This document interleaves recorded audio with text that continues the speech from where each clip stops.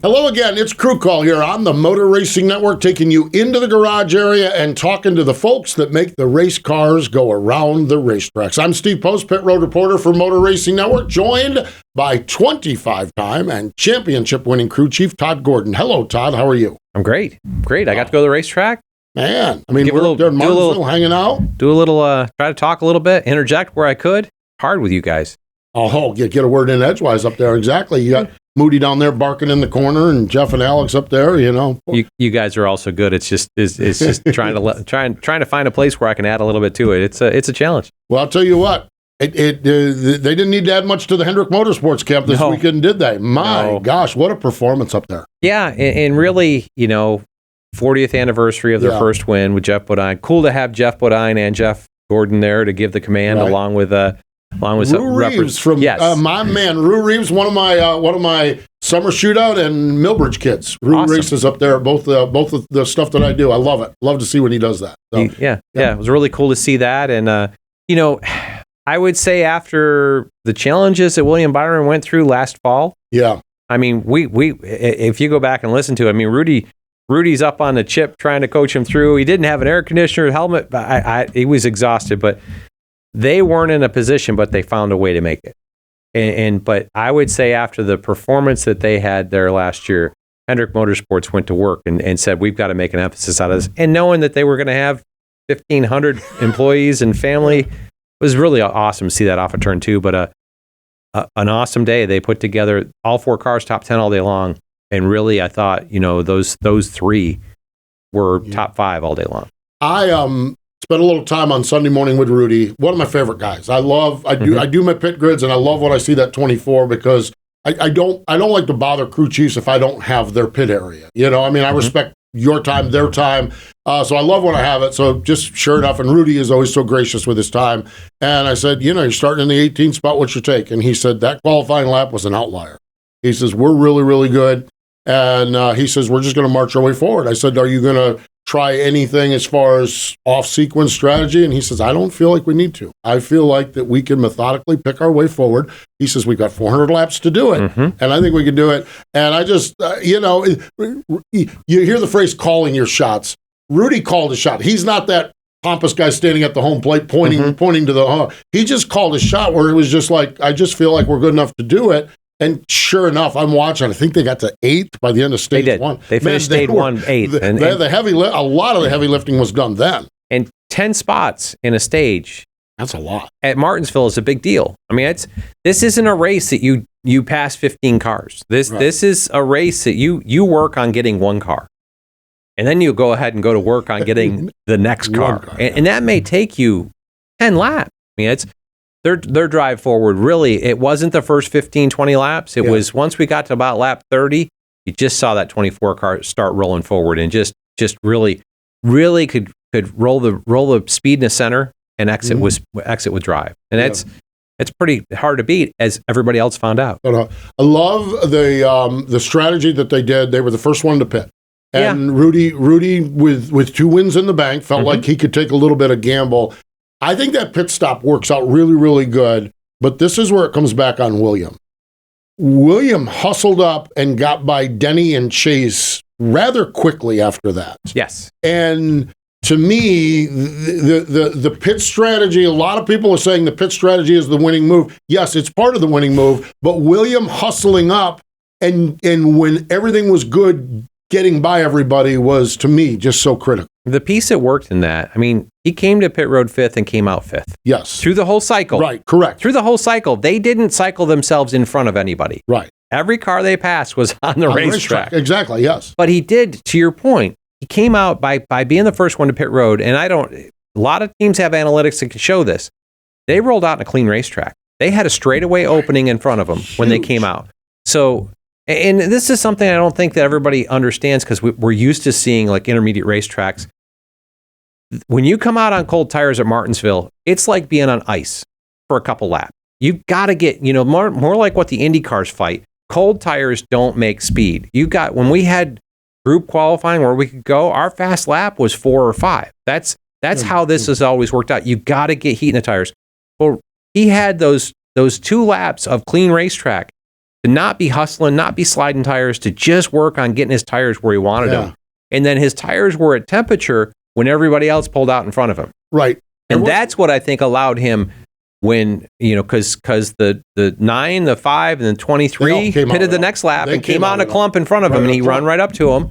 And then they got to lap traffic on colder tires, and Williams on a little better tire. The 11 rolled out and actually had a little slower pit stop, had to race the 9 there side by side. Yep. That all jumble allowed William to take advantage. Yeah. And he took advantage of a couple of them, but then he just drove by the rest of them. I mean, it's not the best car won. Yeah. Oh, yeah. I feel like, early the 5 car looked good. And Joey stayed out and was good for a while. Then Denny run him down at the end of stage 2 and won the stage. The 24 was coming all day long. If they didn't have the outlier on Saturday qualifying, we might have had. We'd have talked about them being really, really, really. Yeah, good. we'd have had like 2022 where they just dominated the race. Yeah, yes, that's how good they were. Yeah, so good stuff. Good day for Hendrick Motorsports. 1st, 2nd, 3rd, and 8th.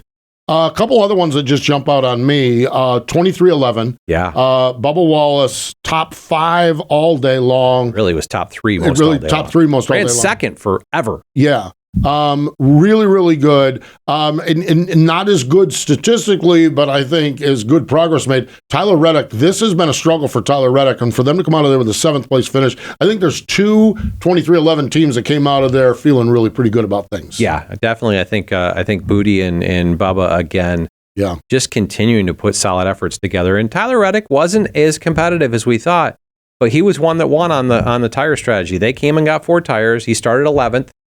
But when they threw the green flag when he crossed start-finish line, he stuffed them 3 wide to start with, because that's what you can do with 4 tires.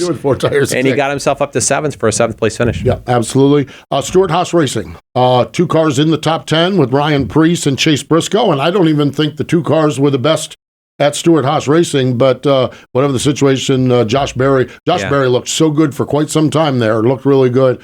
Stewart-Haas. That long run, the racetrack really took rubber, which I didn't think it would. I thought it'd be too cold for it too, but it did, and I think that changed the comers and goers. But Chase Briscoe, solid day all day long. Josh Berry, I thought early was going to be a contender. Kind of got cycled into I don't even remember how they got there. I looked up and saw 25th place finish. I'm like, how did they get to 25th? But Ryan Preece put himself in a good position. He and Chad Johnston just kind of blue-collared their way all day long and stayed on a lead lap on that long green flag run and put themselves in a top 10 finish. Yep. So Martinsville Speedway was a good weekend up there, that's for sure. Yeah. Yeah, absolutely. It was. And really, I'm going to give kudos to my old guy, but Blaney was... gosh. Blaney was on the struggle bus a little bit early. Struggle bus? You're being kind. Well, I won't. I guess they weren't as good as I thought they'd be. Right. And they lost some spots in stage 1. Then they had a loose wheel and had to repit, so they started tail end. And Hassler made a really aggressive 2-tire call at the end of stage 2, got them back some track position, and then they got that long green flag run, and Ryan did what he does when that place rubbers up. He just drove forward. He's really good. I mean, he was in a position that Chase Elliott keeps that thing straight. It'd be interesting to see where Blaney got to, but it was, a blue collar day with a good finish for those guys. Really good finish, that's for sure. So a couple other winners up at Martinsville Speedway, NASCAR Xfinity Series. It was the Dude Wipes 250. Eric Almirola picked up the win, the Dash for Cash winner as well. Tyler Allen, 2nd career win for Tyler Allen. He won with John Hunter Nemechek up at Las Vegas. His first year as a crew chief. And here he is with 2 wins with 2 different drivers. So that Joe Gibbs program. And what are we at? We're at 4 wins or 5 wins straight because Chandler Smith won a couple of races, 4 or 5 straight for Joe Gibbs Racing. They're really rolling there in the Xfinity Series. And Craftsman Truck Series, Long John Silver's 200, Christian Eckes, Charles Deneke, Charles' 8th career win. Christian Eckes is a driver racing with confidence. Yes, he is. And it was. I mean, the 2 best trucks ended up battling out for the win, but he drove his way back through to get there. The conventional wisdom was, and this is the conventional wisdom on the radio traffic of Christian Eckes' truck. When we got halfway through stage number 2 and everyone pitted, they were like, okay, we're going to salvage 2 stage wins and see what we get. Because they knew that thing had flipped. And they were on the wrong side of the flip for the race win. What they were on the right side of is a good race truck. Yes. And the other thing on the good side, I love the radio communication. When he lined up along on the outside of the front row, he said, tick-tock, let's go get a clock. A confident race car driver. Yes. Confident race car driver, and they're doing a good job. Yeah, they're doing a really good job. Really good job. It was good to see the two of them race for it there at the end, two best trucks there, but he was the best truck. Yeah, he was. Yeah, he was, he didn't let it overcome him. He just did what he had to do with it. A lot of guys have lost races with the best truck or car. Yes. He did not do that. Yep. He took the best truck and the best truck to the win. Yeah. And I love that. When he cued the radio, I said, man, this is a different Christian Eckes. This is a Christian Eckes that now belongs at the front of the field here. Yeah, if you look at it in the truck series, I feel like the championship 4, you can pencil in Christian Eckes and Corey Heim. Yeah. And then we just have to figure out who the other two are. Now that it's a long being way said, down the road, but still, that something can happen. Performance sitting here in the early part of April. He was close to making the championship 4 last year and would have been in a better spot if he did. Yeah, absolutely. But it's all good. Great stuff, that's for sure. We're going to talk to Luke Lambert, our old buddy Luke Lambert on the show. That's going to be awesome up at Spire Motorsports. Always love catching up with Luke. Be interested to see what he says, how they're progressing up there in their new digs. Yeah, it's been interesting to watch the relationship with him and Carson Hocevar and just how that's kind of maturation, and talk to him about where that is with everything that changed at Spire in the offseason. It's I can't imagine everything they're going through, but let's get a little insight there. Sounds good. That's for sure. Before we get to that conversation, we like to encourage you to subscribe to the MRN channel. If you're watching this on YouTube or wherever you listen to podcasts, whether it's Spotify or iTunes, subscribe to our channel here so you know everything that comes down the pike. We also would like you and ask you to share if you like what we're doing and like what we're doing here on Crew Call. So we appreciate you doing that. And with that, we're going to step away. When we come back, Luke Lambert from Spire Motorsports joins us next. Welcome back. It is Crew Call here on the Motor Racing Network, taking you into the garage area. And this week, we're going to go up to Spire Motorsports. Joining us, crew chief on that number 77 car for Carson Hocever, Luke Lambert joins us. Hello, Luke. How are you?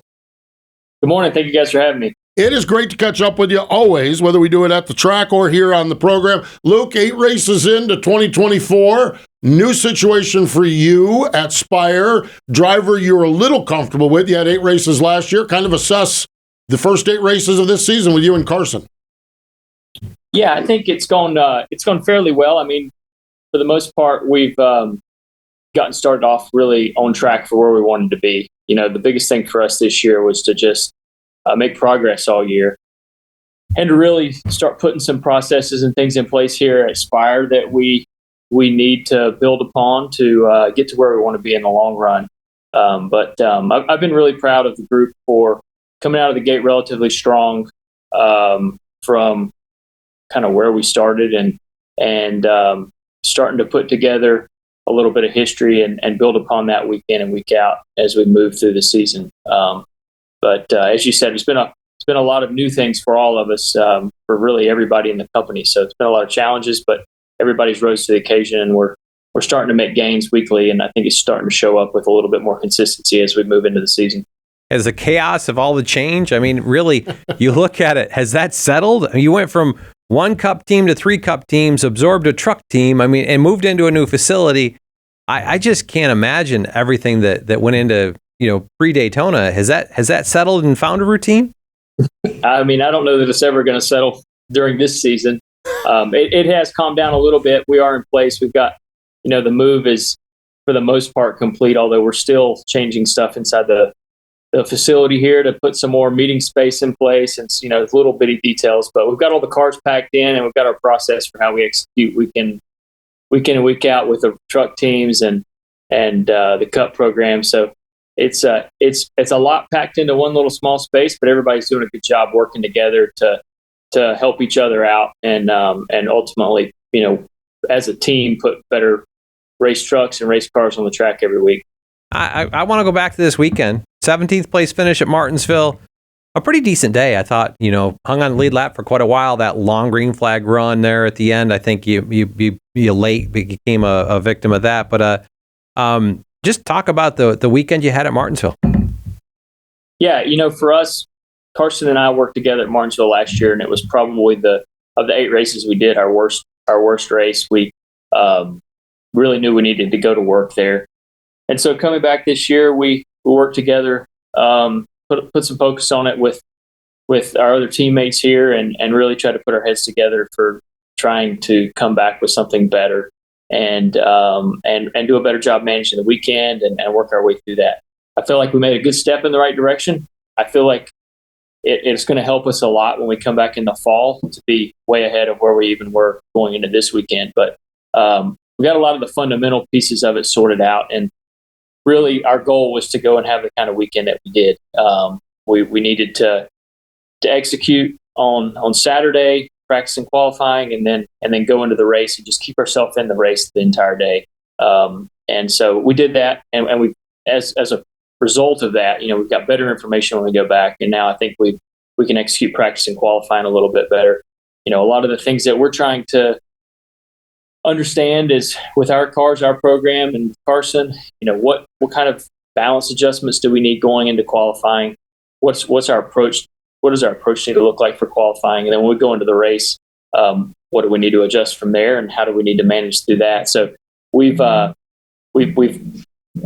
better, and obviously from what we learned from last year, we came into this race and improved. And so that was really what our objective was, and just to keep ourselves in the race all day long. I think there's a couple things that could have happened one way or the other where we might have gotten a little bit better finish, but ultimately we stayed in the game for most of the day, and came home with a top 20 finish, which was really our goal going in. Talk about the difference between going to racetracks that you and Carson got to work together, and those Steve brought up, the 8 races that you ran last year at Legacy.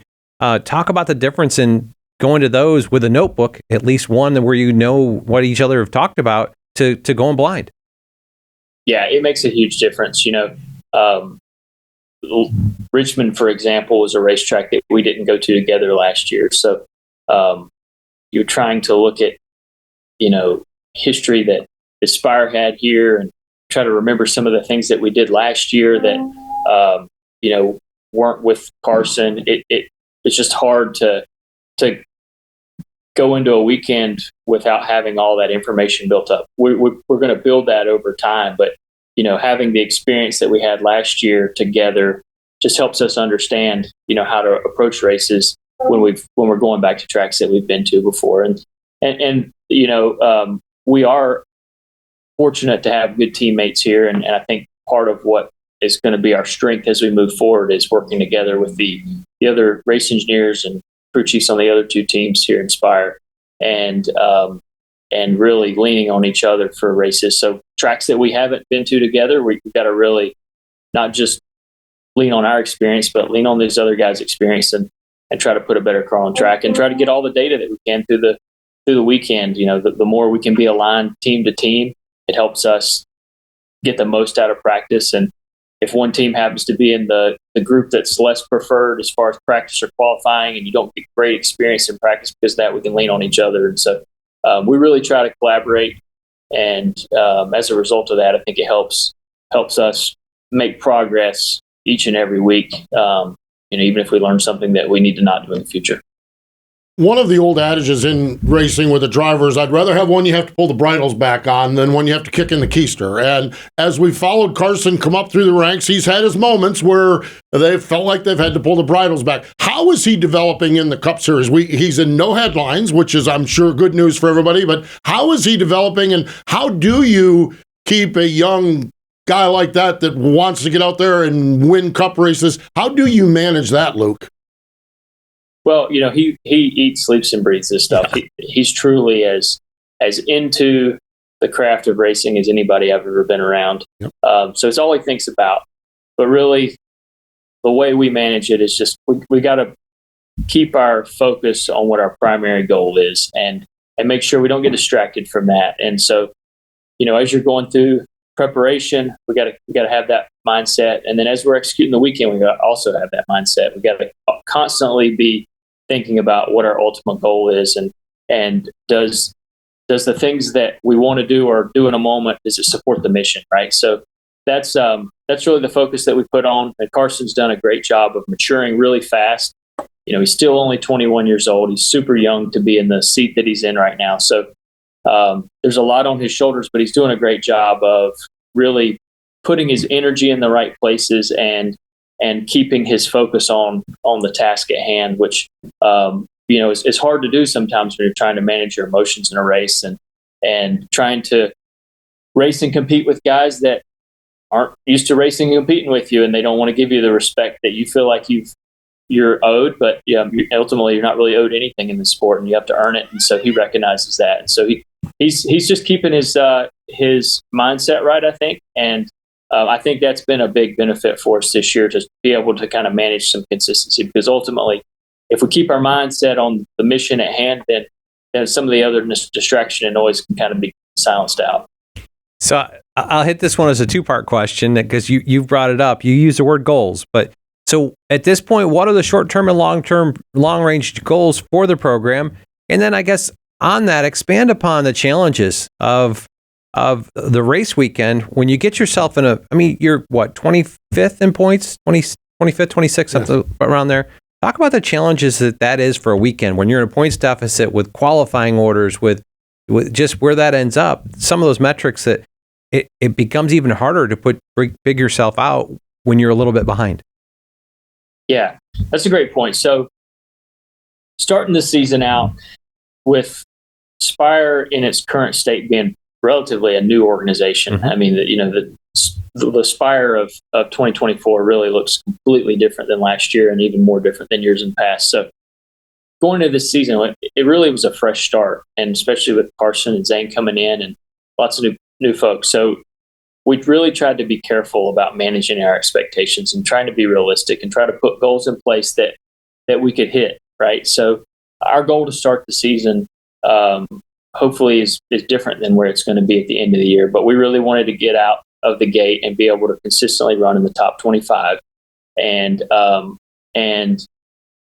build upon that and create a history that we could improve on week in and week out. So I think we've largely gotten close to reaching that. We've had a couple of races that we didn't get the result that we probably should have based on the car speed and what we brought to the track. But then we've had one race at Richmond where we just didn't execute good as a team. It was a little bit of race cars, a little bit of pit road, it was a little bit of just not managing the weekend based on history. So largely, I think we've started to get in the group in the section of the season where, hey, we can start looking at reassessing our goals and moving forward, because we find ourselves top 25 in points.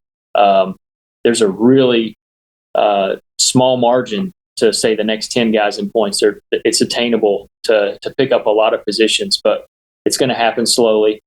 You're in this point of the year where the points don't move very fast because everybody's really tight. And even though you might look at the points and say, hey, if I had 50 points, I'd be here. Well, it's hard to gain 50 points on 7 or 8 guys, right? Mm-hmm. You can gain it on 1 or 2 guys. They have a bad week, but you don't gain it on a lot of guys fast. So right now it's just about looking at all the little parts of our race team and breaking it down on what are we doing well in each one of the little parts. We take all of the things that we do from a pit crew standpoint and we break every one of them down. And we don't just look at how fast was the pit stop, but we look at all the little things that happen in the pit stop and figure out what we got to do to clean up little components that ultimately result in a better pit stop. And we look at the rest of the program the same way.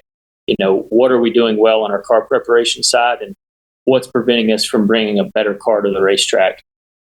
We're constantly going through that stuff at the shop. And as you kind of mentioned earlier, getting settled here and all the new chaos, there's a lot of that still going on to be able to bring what we know will be a better product to the racetrack as we get our construction build processes better. Same thing's going on in engineering. And, I could kind of go through the whole list, but right now the goal is to just look at all the little things of the program that we need to improve on and focus on those things. And the results will follow, right? And I really feel like when we go to the racetrack, our objective is let's try to finish in the top 15. That really is what our objective needs to be right now as we go to the racetrack. Now, of course, if we find ourselves running better than that, you just focus on racing the next car. But right now, we don't want to get too overwhelmed in saying we have to go win the next race when really we just need to know that we're making incremental gains and improving every week. Luke, we got about a minute and a half left here in our conversation with you. Texas, what are you looking for? What do you need to do? What's your car need to do to have success this weekend at Texas? Texas is somewhat unique for a mile and a half. It's really fast, lots of high grip, but it's really different end to end. And really the key from my standpoint is you're going to have to be able to get through turn 1 and 2 and get off turn 2 fast. For the most part, cars in 3 and 4 will be very similar. There won't be a lot of positions decided based on how well you get through 3 and 4. But what will determine your performance is how well you get through 1 and 2 and how fast you come off of turn 2, because turn 2 leads you down to the long back stretch, and then you stay in the throttle all the way through 3 and 4 for a lot of the run. You barely come out of the gas. So however fast you come off turn 2 is going to be what dictates your car speed, and that's what we got to put our focus on. Going to be fun to watch. That is for sure. Luke, we appreciate your time as always. Good to catch up with you, and we wish you well at Texas and on throughout. But thanks for joining us here on Crew Call. Thank you guys for having me. There we go. Luke Lambert over at Spire Motorsports, that number 77 car with Carson Hocevar. Stay with us. More Crew Call in just a moment. Welcome back. It is Crew Call here on the Motor Racing Network. Todd Gordon and Steve Post. Love catching up with Luke Lambert, one of the really good guys in the garage. And we were chit-chatting right after talking to him. Trajectory. That team's trajectory looks like it's pretty good right now. Yeah, I actually kept an eye on Carson through Martinsville up in the booth because did they have a lead lap finish? No. But there's a lot of guys that didn't. There's a lot of good cars. Only 13 cars in the lead lap when they got all done with that piece. But they're doing the right things. I look back through, he talked about analyzing the pit stops, pieces like that. They had 3 11-second stops. They didn't have a 20-second stop. Yeah. They didn't have a 15-second stop. We see our top tier teams throw out 15s at times. So I think they're, as he said, incremental. And I think they're doing the right things. Luke, I've worked around Luke, with the Ford program when he was at Roush. Roush Fenway back in the day. I didn't want to put Kozlowski in because he wasn't there. Yeah, exactly. But and then I worked with him a little bit last year at Legacy when he was in the 42, and I did those 3 races for Jimmy. So a great guy, very knowledgeable, very smart. But I think he's got a great. You hear it there. They've got a plan. They're working. They've got a plan. They're working their plan, and it's realistic. Yeah. To start the season, we want to be top 25s. I think that makes sense. And now that we get to the point that we can do that consecutively, okay. Maybe we need to make that goal top 20. Maybe, it's going to be interesting to see how this program grows. And they had a lot of success last year. I mean, when you put those two together, yeah, they were good. Their program got better. So it's going to be fun to watch the maturation of this marriage. I really like listening to Luke and listening to him talk about the just a lot of things in that interview. I really think when you look at it from the Spire standpoint, that to me is a really good hire. Yes. To have him in your shop and not let we're moving 3 teams in and Truck Series teams, you move your stuff over here and we got to move our stuff here. Luke is a steady hand on the wheel. And to me, that seems like a really good hire for Spire, where they're at, to have a veteran leadership in there. And I really like it. I really do. Yeah, I think it's going to be fun to watch how this continues to grow. Spire's been on Spire itself. I mean, yes. we went from, not even a thought to competitive at Speedway races to last year. I thought they put together a pretty formidable season, and to grow into from 1 and a part to 3 Cup teams, that's astronomical. Not to mention moving shops and absorbing a truck program. It's aggressive. It is aggressive, and there's going to be growing pains to it. But it's you look at it right now. I think this program, it's going to be interesting to see how this continues to grow. Yeah. Loved his assessment of Texas. But what jumped in my mind is, and it's a place that's totally different, is Pocono. We always ask Pocono, what's important about Pocono? And a lot of people are like, get off that third turn because it's the longest run you have. Listen to him talk about coming out from turn 2 because you're going down through 3 and 4 where you might lift a little bit, might run a wide open. That is a long run, so I thought it was fascinating. Your take, what are we going to see this weekend at Texas? What are you going to be looking for at Texas? I smiled a little bit when Luke talked about that because my focus back, now I'm Gen 6 history, that's where I was, but I was all about making sure that my car got through 1 and 2. Right. But I was also early when they repaved this place. The grip in 3 and 4, you could run wide open through there. Even in dirty air, if you put enough downforce in your car, you could run wide open in dirty air through there. And I really, as I listen to that, there's a different mentality between what you need out of your race car if you plan on running the top 5 and what you need out of your race car if you plan on running 15th. Well, that's true. Yes. Because absolutely. In 15th, you're going to be in dirty air. It's you. So your mentality goes, I've got to have more downforce in my car. I've got to be where I can make moves in 1 and 2, where I can turn in dirty air and get that run off of 2. Mm-hmm. I can draft on cars down the straightaway. If I can run wide open through 3 and 4, I'll draft on them down the straightaway back to, because really, if you can run wide open through 3 and 4, that's the longest straightaway we have. It's the longest time we have outside of speedway racing without lifting. From 2 to 1. Yes. It's a mile and a quarter. It's over a mile. Yeah, you get that second double dog leg, you got it wound up pretty good. So, and that's back in the day. That was, you always tried to draft your way into a position to take advantage of them off of, to get close enough, but you needed to handle through 1 and 2 to be able to make the move off of 2. Off of 2. Yeah. Yeah. So it's a unique racetrack with the 2 different ends. It seems like, as I've talked to different crew chiefs, the bumps in there's a couple of decent bumps in 3 and 4 that are getting worse. And with how low you run these cars to the shocks and bottoming out the shocks, it's a challenge. See what happens. So we'll see where the weekend goes. It'll be awesome. It really will be awesome. Cup Series and Xfinity Series, Performance Racing Network, PRN has that coverage. We will be there, Motor Racing Network, Friday night, 8 o'clock Eastern Time. The SpeedyCash.com $250 for the NASCAR Craftsman Truck Series. It'll be a fun race, that's for sure, and a fun weekend in Texas. And fun show here today. Always great to catch up with Luke Lambert, and always great to break it down with you. We had a ball up at Martinsville as well. So good stretch of time. That's sure did. And looking forward to the second intermediate race of the year in Texas, and on to Talladega after that. There we go. Yep, absolutely. He's Todd Gordon. I'm Steve Post, and we appreciate you joining us this time here on Crew Call on the Motor Racing Network.